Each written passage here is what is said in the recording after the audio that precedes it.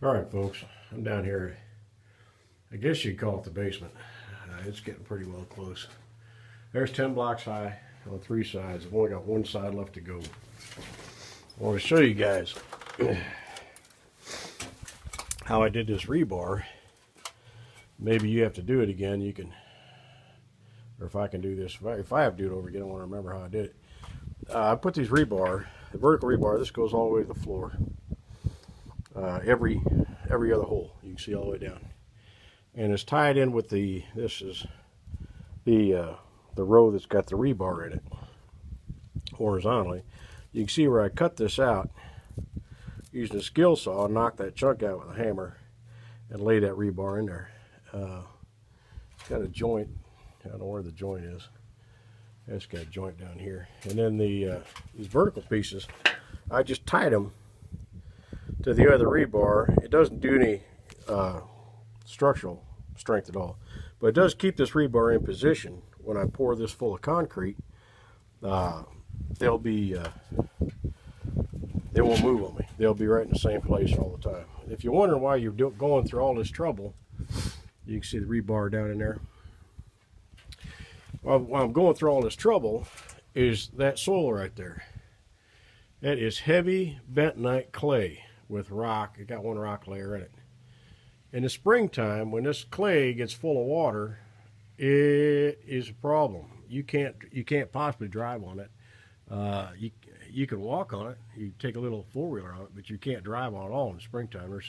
The water soaks down into this clay so far, and it puts so much hydraulic pressure on anything down here, it would crack these walls. So guys are telling me, they send you a PM and say, look at dummy, you really don't need to fill them full of concrete if you're just trying to hold up a shed. I mean, there's a whole bunch of people built 3-story houses on top of cinder block foundations that never had anything in them, and they're still there 100 years later. Well, that's true, but they don't have the kind of pressure we got here. So down there you can see we got some 1-inch clean down there, and I'm going to put a drain tile on top of that, and then another layer of drain tile, or another layer of 1-inch clean, and then we'll have that done.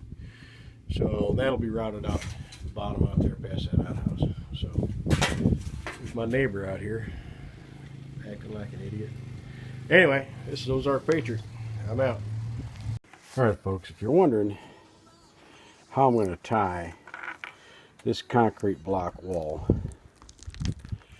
to that building over there, is that to use as a tornado shelter. What we're going to do is we're going to tie the block wall together.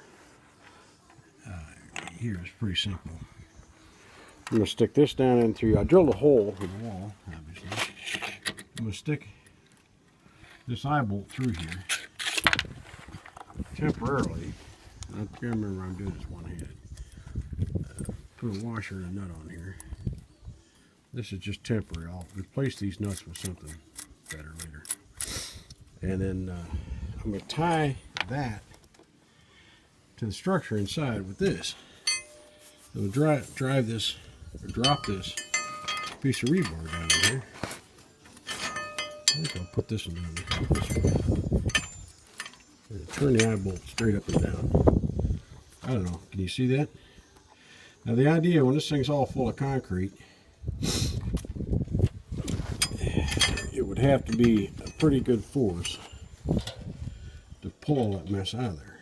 And remember, this is going to be all full of concrete right here at the very top. So all that's going to be buried in the concrete. So now this nut and this bolt is going to be pretty well fastened. And then I'm going to take a plate over the top of this and connect it to the wood part of the structure of the floor. Not the side of the building, just the floor itself, the framing of the floor.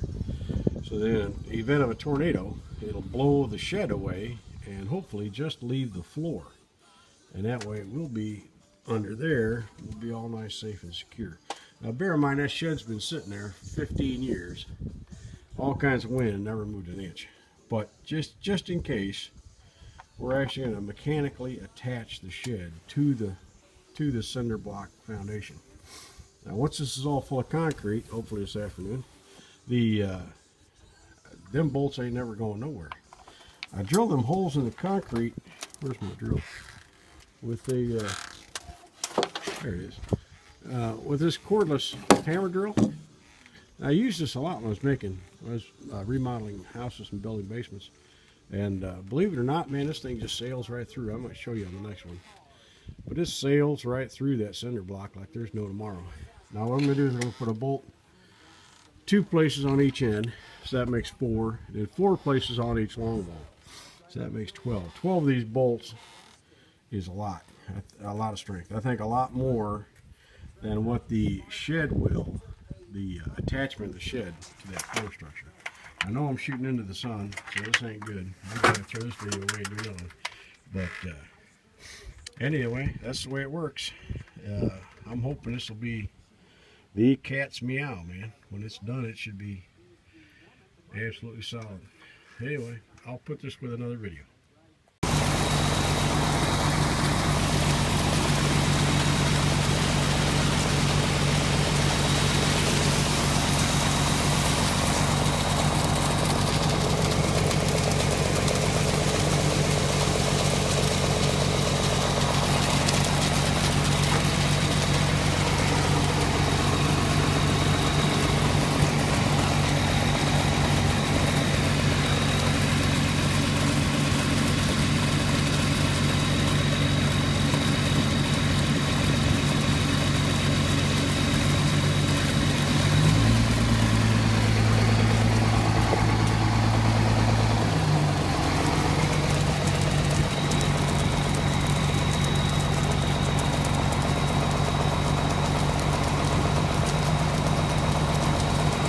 Right about now is when I always wonder if I order enough concrete. Huh? Right about now is when I wonder if I order enough.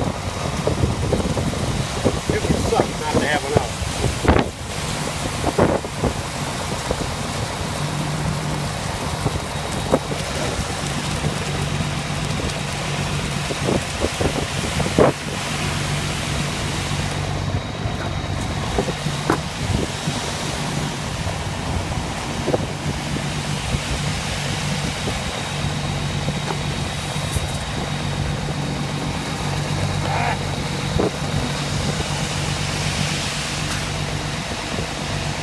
Holy cow, dude.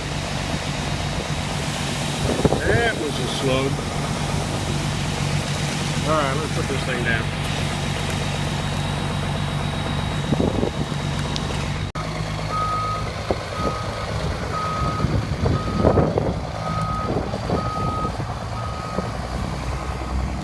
Well, folks, there it is.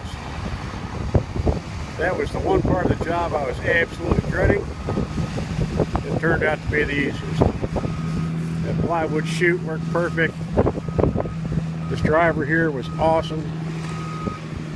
So now I'm still going to go back and see if I can get the air out of those pockets where the rebar is.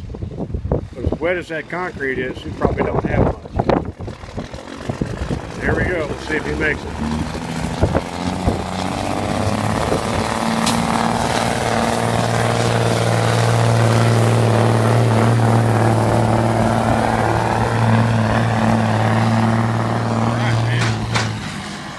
Like that.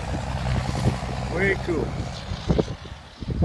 Anyway, this is Ozark Patriot. I got a bunch of work to do, but I don't mind. This is